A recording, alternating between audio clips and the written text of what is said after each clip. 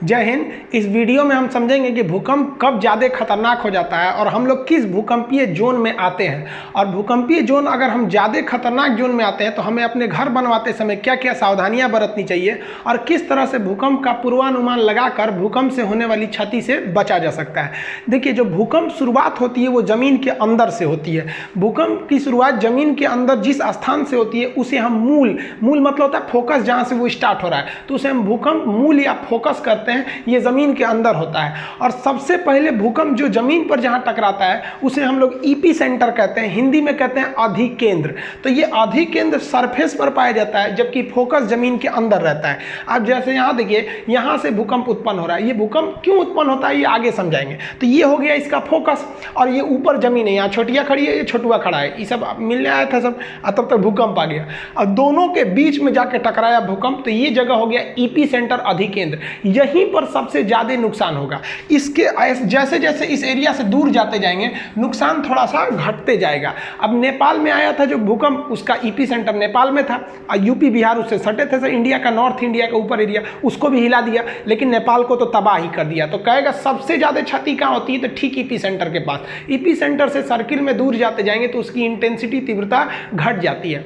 अब जो भूकंप इतना हिला क्यों देता है, तो भूकंप की जो ऊर्जा होती है उस ऊर्जा को हम प्रत्यास्थ ऊर्जा कहते हैं। ये प्रत्यास्थ ऊर्जा जो होती है यही पृथ्वी को हिला देती है और ये तरंग के रूप में निकलती है, वेव के रूप में। इसमें 3 तरह के तरंग निकलते हैं।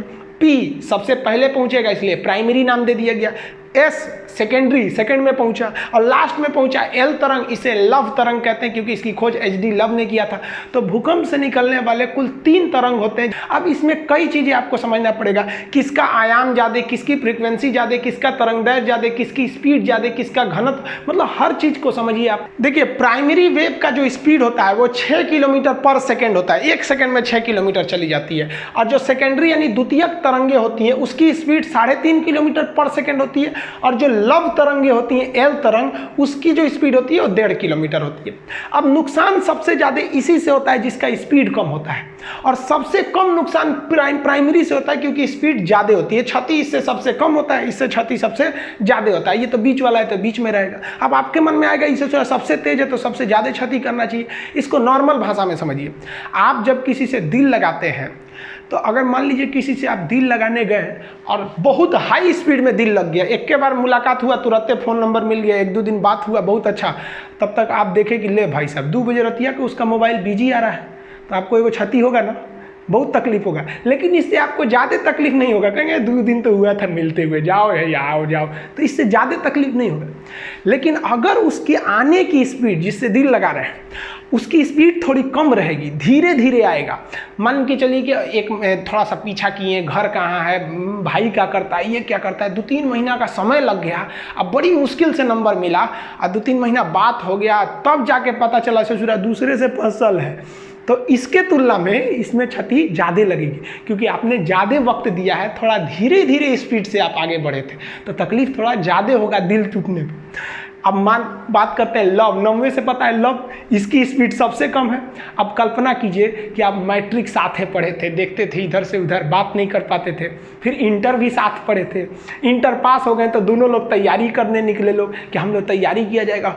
2-3 साल का लंबा मेहनत हुआ तब जाके आप दोनों लोग में बात बनी, बहुत धीमी स्पीड से आगे बढ़े लोग और उसके बाद 1-2-3 साल ऐसे आप लोग में दोस्ती आगे बढ़ी और तब तक पता चला किसी दूसरे के मोटरसाइकिल पे आप घूमते देख लिए, तब जो मारेगा क्षति ना, भयानक क्षति होगा, एकदम लाइफ खराब कर देता है। यही सब गाना सुनता है, सब जग सुना सुना लागे, अरे बकलवा सब।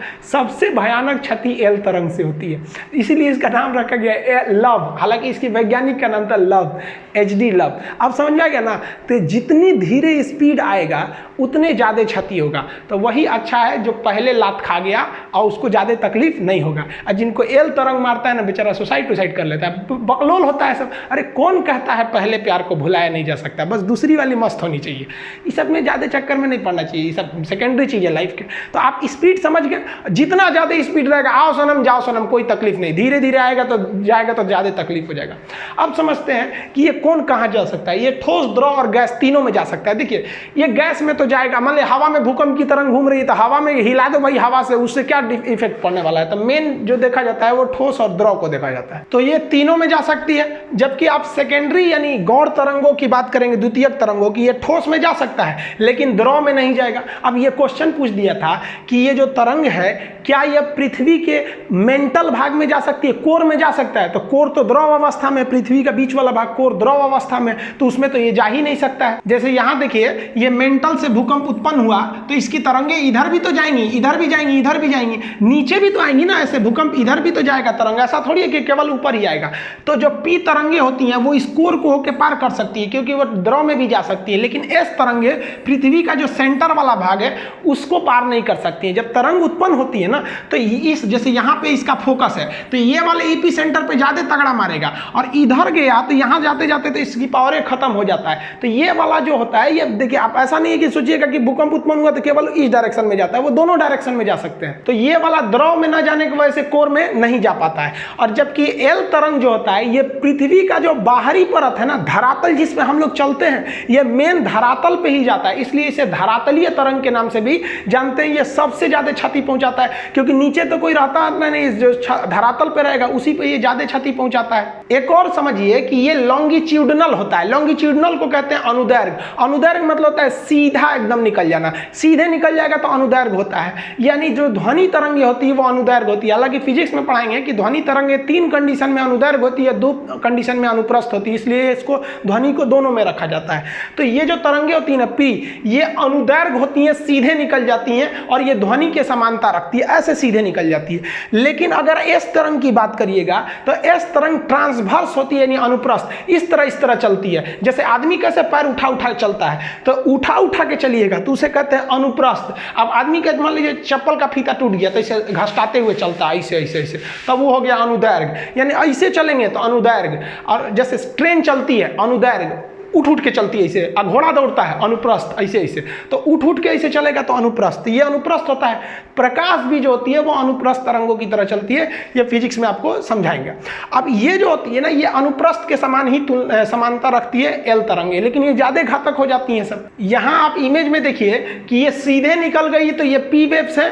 अब ये जो ऐसे ऐसे जा रहा है ये एस वेव है, ये इस तरह से जा रहा है, और एल वेव भी वैसे ही जाता है लेकिन कुछ ज्यादा ही हिला देता है, इसलिए इससे ज्यादा क्षति हो जाती है। इसे हिंदी में प्राथमिक कहते हैं, इसे हिंदी में द्वितीयक या गौण कहते हैं, और ये तो है धरातल पे चलने के कारण इसे हम धरातलीय तरंग के नाम से जानते हैं। अब जो नया डिजाइन से क्वेश्चन पूछे जा रहे हैं उसको समझिए। अब वो वेव से पूछ देता है, तो पी वेव जो होती है वो बहुत घनी होती है। जैसे देखिए ये है पी वेव, और एस वेव जो होती है वो लंबी लंबी थोड़ी हो जाती है, और एल वेव और लंबा हो जाता है। इस हिसाब से आपसे 3 क्वेश्चन पूछता है कि आवृत्ति, तरंगदैर्घ्य और आयाम बताइए तीनों का।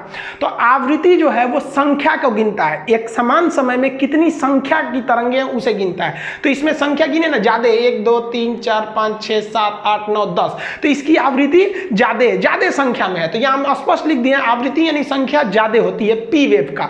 लेकिन अगर एस वेव का देखिएगा तो इसकी संख्या कम होती है, 1 2 3 4 5 6 ही है, तो इसकी आवृत्ति यानी संख्या औसत है, मतलब इन दोनों के बीच में रहती है। जबकि अगर एल वेव जो ज्यादा क्षति पहुंचा रही थी उसकी संख्या ही कम मिलेगी, 1 2 3 और लगभग 4 मिलेगा, तो इसकी जो आवृत्ति यानी संख्या ये सबसे कम होती है। अब बात करते हैं वेवलेंथ यानी तरंगदैर्घ्य की। तो वेवलेंथ जो है वो दूरी को दर्शाता है। दूरी मतलब लंबाई, छोटी सी लंबाई रहेगी तो लंबाई कहते हैं, लंबाई बहुत बढ़ गया तो दूरी बताता है। तो ये जो है ये दूरी बता रहा है। तो देखिए, तो एक तरंग से दूसरे तरंग के बीच में इतनी ही दूरी दिख रही है, तो इसकी जो दूरी होती है वो बहुत कम होती है। जबकि उससे ज्यादा तरंगदैर्घ्य यानी वेवलेंथ यानी दूरी यानी तरंग की लंबाई, ये इसमें थोड़ा सा ज्यादा है। देखिए लंबाई इसमें थोड़ा सा ज्यादा है, तो ये दोनों के बीच में तो सब में मिडिल में ही आएगा। जबकि आप एल वेव की बात करेंगे तो एल वेव का जो तरंगदैर्घ्य होता है, दूरी होती है, वो सबसे ज्यादा होता है। देखिए इतनी दूरी है इसमें सबसे ज्यादा दूरी होता है। तो इमेज से समझिएगा। ड्रॉ करने के लिए आप सिंपल सा क्या करिएगा, इसे पी एस एल लिखिएगा, पहले छोटा छोटा फिर उससे बड़ा फिर एकदम बड़ा। समझ आ गया कि नहीं आ गया? और उसके हिसाब से आप समझ जाइएगा। अब समझते हैं एम्पलीट्यूड यानी आयाम को। तो आयाम का सेंस होता है ऊंचाई, तरंग कितना ऊंचा है उसे हम आयाम कहते हैं। तो इसकी ऊंचाई देखिए कम है, इसकी ऊंचाई उससे थोड़ा सा ज्यादा है। जबकि अगर एल वेव की ऊंचाई देखिएगा तो इसकी ऊंचाई ज्यादा होती है, इसी वजह से ये ज्यादा खतरनाक होता है। आयाम ज्यादा होने की वजह से ज्यादा हिला देता है। अब जैसे मान लीजिए कोई व्यक्ति है, तो उसको मान लीजिए आप धीरे धीरे इसे तमाचा मारिएगा, छोटा छोटा आयाम से, अरे अरे अरे इसे मारिएगा, कोई दिक्कत नहीं है। और तनी सा आयाम बढ़ा कर इसे मारिए, बहुत तेज लगेगा। एल तरंग की तरह आयाम बढ़ी है, इतना हचाक दे मार दीजिए ऐसे मुड़िए टूट जाएगा उसका। तो एल वेव क्यों खतरनाक होती है ये आप एकदम अच्छा से समझ गए। एक तो ये हचाक से बहुत लंबा लंबा वेव मारती है और उससे बहुत धीमे गति से आती है, एकदम अच्छा से झकझोर के बिल्डिंग को जाता है। और ये वाला आता है